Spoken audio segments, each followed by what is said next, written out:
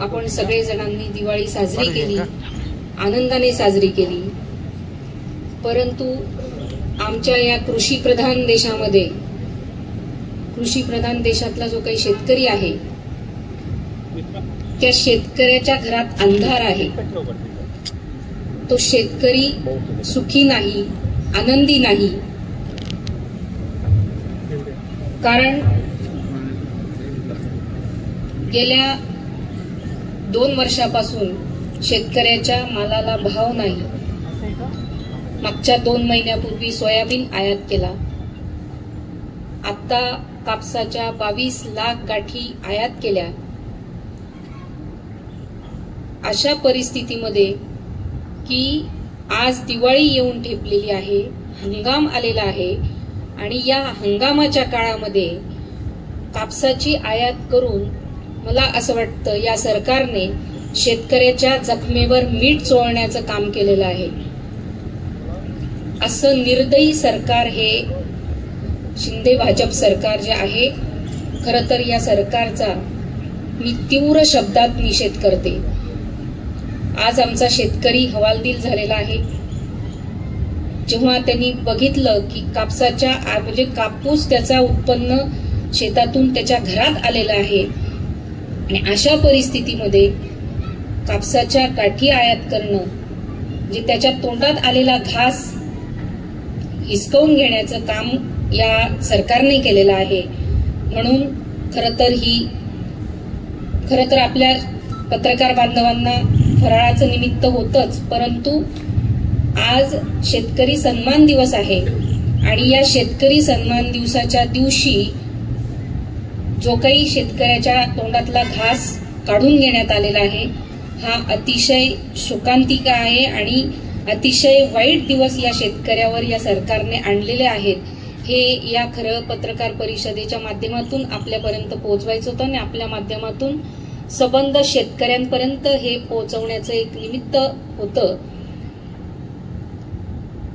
सोयाबीनला भाव मिळावा यासाठी आम्ही गेल्या 2-2.5 वर्षापासून अनेक आंदोलनं केलेत। आपण सगळेजण बघत आहात, आपण सगळेजण साक्षीदार आहात। धरणे आंदोलनं केले, रास्ता रोको केलं, सगळ्या गोष्टी करून बघितल्या, शेतकऱ्यांच्या सरकारचा निषेध केला, तरी सुद्धा शेतकऱ्याच्या मालाला भाव मिळाला नाही। शिवसेना उद्धव बाळासाहेब ठाकरे या पक्षाच्या व्यतिरिक्त तुम्ही या पाचोरा भडगाव मतदारसंघामध्ये कोणत्या नेत्याने, कोणत्या उमेदवाराने हे आंदोलन असे केले शेतकऱ्याच्या विरोधात हे आपण दाखवून द्या। एकाही व्यक्तीने असे आंदोलन केले नाहीत। शेतकऱ्याच्या बाजूने कुणीही बोललं नाही, ना विद्यमान आमदार बोलले, ना अमोल भाऊ शिंदे बोलले। हे सगळे सत्तेमध्ये होते आणि तरी सुद्धा यांनी कोणत्याही गोष्टीचा प्रयत्न शेतकऱ्याच्या भाववाढीसाठी केलेला नाही। ही अतिशय शोकांतिका आहे। खरं तर शेतकऱ्याचा प्रश्न म्हणजे हा अगदी जिव्हाळ्याचा प्रश्न आहे आणि या जिव्हाळ्याच्या प्रश्नावर जर तुम्ही काहीच बोलत नसाल आणि जर का शेतकऱ्याचा मधल्या काळामध्ये पाऊस पडला, अतिवृष्टी झाली, शेतकऱ्याचं नुकसान झालं, अशा वेळी स्वतःला कुणी कृषी मित्र म्हणतं, कुणी भूमिपुत्र म्हणतं, भूमिपुत्र म्हणवून घेणारे फक्त शेतकऱ्याच्या बांधावर जातात आणि बांधावर जाऊन सेल्फी काढतात। मला असं वाटतं की नुसतं तुम्ही नौटंकी करण्यापेक्षा खरोखर शेतकऱ्याचे अश्रू पुसण्यासाठी तुम्ही सरकारकडून शेतकऱ्याच्या प्रश्न मिटवण्यासाठी काही प्रयत्न केले असतील तर आपण दाखवून द्यावं। मला असं वाटतं की यांनी फक्त स्वतःला मतं मिळवण्यासाठी शेतकऱ्याच्या बांधापर्यंत जातात, हे आमच्या शेतकरी बांधवांनी लक्षात घेतलं पाहिजे। हे फक्त मतं, शेतकऱ्याची मतं मागण्यासाठी फक्त हा प्रकार चाललेला आहे, हे आपल्या सगळ्यांच्या माध्यमातून मी संबंध जनतेला सांगू इच्छिते। दुसरा विषय महत्वाचा, विद्यमान आमदारांनी 3000 कोटीचा विकास केल्याचा जो काही दंडोरा पिटवला. जर तुम्ही 3000 कोटीची कामं केलेली आहेत तरी सुद्धा तुम्हाला वैशाली सूर्यवंशी नावाचा उमेदवार शोधून आणून उभा करावा लागतो. ही किती भयानक प्रकार आहे. याच्यातच तुम्हाला लक्षात आलंय की इथं आता माझी हार होणार आहे, म्हणून हा केविलवाणा प्रयत्न त्यांनी केलेला आहे. त्या दिवशी आपण सगळेजण होतात, उमेदवारी अर्ज भरण्याच्या दिवशी, शेवटच्या दिवशी किती भयानक प्रकार पाचोरा प्रांत कार्यालयात जो घडला, ही पाचोरा वडगावची संस्कृती नाही. 2 गटांमध्ये ज्या पद्धतीने मारामाऱ्या झाल्या, ज्या पद्धतीने गुंडगिरी झाली, ती गुंडगिरी या पाचोरा वडगाव मतदारसंघामधून संपवण्यासाठी सगळ्या चांगल्या लोकांना, चांगल्या विचाराच्या लोकांना एकत्र येणं गरजेचं आहे. ह्यांच्या पायाखालची वाळू घसरते आहे म्हणून हा प्रकार केलेला आहे. खरं तर केंद्र सरकारने आता 7,521 रुपयाचा हमीभाव कापसाला दिलेला आहे आणि ऍक्च्युअल मध्ये फक्त 5,500 ते 6,000 रुपये भाव शेतकऱ्याला मिळतो आहे. म्हणजे जो हमीभाव ठरवलेला आहे तो हमीभाव सुद्धा पूर्ण देऊ शकत नाही असं हे सरकार आहे. हेच मागच्या वर्षी म्हणजे उद्धव साहेब जेव्हा मुख्यमंत्री होते त्यांनी 10,000 रुपये भाव आमच्या शेतकरी राजाला दिलेला होता. अगदी कोरोनाचा सारखी महामारी असताना सुद्धा इतका चांगला भाव दिला. असं हे शिंदे भाजप सरकार जे आहे ते शेतकऱ्यांचं शोषण करणारं सरकार आहे असं धडधडीत दिसतं आहे. मी आपल्या माध्यमातून शेतकरी बांधवांना आवाहन करेल की या जुमलेबाजांपासून आपण सावध राहा. यांना फक्त तुमची मतं पाहिजे आहेत. त्यांना माहिती आहे शेतकरी कुठेच जाणार नाही म्हणून शेतकऱ्याला गृहीत धरलेलं आहे या जुमलेबाजांनी.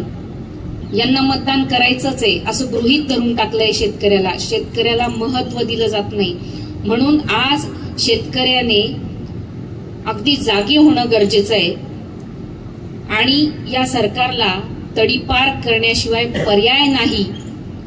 इथे जेवढेही उमेदवार आहे युतीमधले तेवढ्या सगळ्यांना तडीपार करण्याशिवाय पर्याय नाही. हे मी शेतकरी बांधवांना अगदी विश्वासाने सांगते की आपण जर का आता यांना निवडून दिलं तर आपल्याला पुढचे 5 वर्ष रडण्यासाठीच रडावंच लागेल. अशा पद्धतीचे 5 वर्ष राहतील. म्हणून आपल्याला जर चांगले दिवस आणायचे असतील तर आपण विचारपूर्वक मतदान केलं पाहिजे. जसं मी आता 2-2.5 वर्षापासून आपण बघत आहात, मी शेतकरी बांधवांसाठीच आज मी शेतकऱ्यांवर का बोलते, कारण की शेतकरी सन्मान दिवस आज आहे. मी गेल्या 2-2.5 वर्षापासून शेतकऱ्यांवरच काम करते आहे, तरुणांवर करते आहे, महिलांवर करते. माझे वडील तात्यासाहेब त्यांनी आयुष्यभर शेतकऱ्यांसाठी स्वतःला वाहून घेतलं. त्या पद्धतीने मी सुद्धा शेतकऱ्यांचे प्रश्न विधानसभेत पोहोचवण्यासाठी माझा 100% प्रयत्न असेल. कारण मी सुद्धा स्वतः कृषी पदवीधर आहे म्हणून शेतकऱ्यांच्या समस्या, शेतकऱ्यांच्या भावना ह्या सगळ्या मी समजू शकते. त्यामुळे मी आपल्या माध्यमातून शेतकरी बांधवांना सांगेल की मतदान करताना आपल्या हिताचं जे असेल त्याच व्यक्तीला मतदान करा आणि मतदान करताना आपण सगळ्यांनी शिवसेना उद्धव बाळासाहेब ठाकरे, शरदचंद्रजी पवार साहेब, सोनियाजी म्हणजेच महाविकास आघाडीच्या उमेदवारालाच आपण मतदान करावं आणि मतदान रूपी आशीर्वाद द्यावेत हे मी आपल्या सगळ्यांच्या माध्यमातून विनंती करते.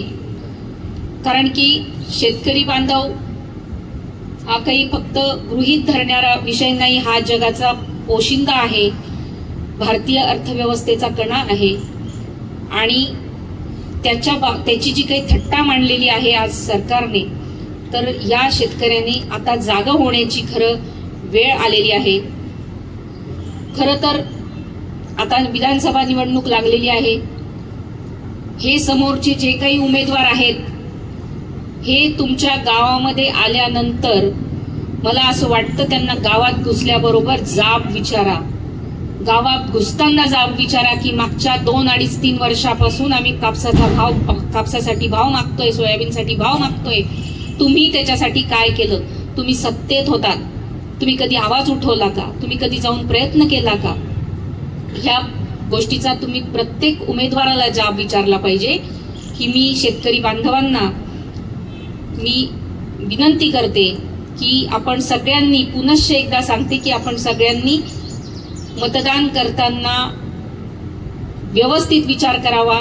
केंद्राची निवडणूक आपल्या हातून गेलेली आहे, परंतु राज्यात चांगले दिवस आणायचे असतील तर आपल्याला महाविकास आघाडीशिवाय पर्याय नाही, ही मी आपल्या माध्यमातून सगळ्या नागरिकांना विनंती करते. आणि आज पाडवा आहे. सबंध या पाचोरा बडगाव मतदारसंघातील सर्व जनतेला, माता भगिनी बांधवांना, तरुणांना मी दिवाळीच्या मनापासून शुभेच्छा देते. आणि आपल्या आयुष्यातला